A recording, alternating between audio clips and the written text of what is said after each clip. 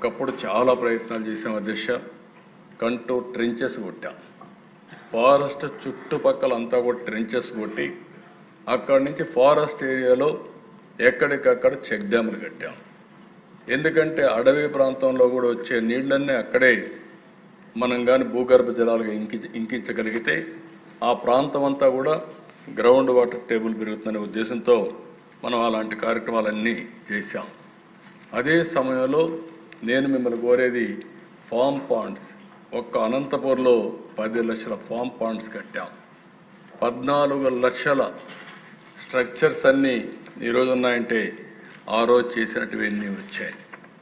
ఇవన్నీ కూడా మళ్ళీ కోరుతున్నా. అన్ని స్ట్రక్చర్ని ప్రాపర్గా మేనేజ్ చేయడం. ఎప్పుడు కూడా అధ్యక్ష ఒక్క విషయం మనందరం గుర్తుపెట్టుకోవాల్సిన అవసరం ఉంది.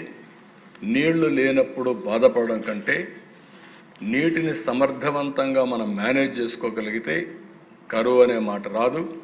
ఈరోజు అసెంబ్లీలో చెప్తున్నా, నా రాజకీయ అనుభవంతో తప్పకుండా ఆంధ్రప్రదేశ్ రాష్ట్రాన్ని డ్రౌట్ ప్రూఫ్ రాష్ట్రంగా, కరువు రహిత రాష్ట్రంగా తయారు చేసే బాధ్యత ఈ రాష్ట్ర ప్రభుత్వం తీసుకుంటామని కూడా మీకు హామీ ఇస్తున్నా.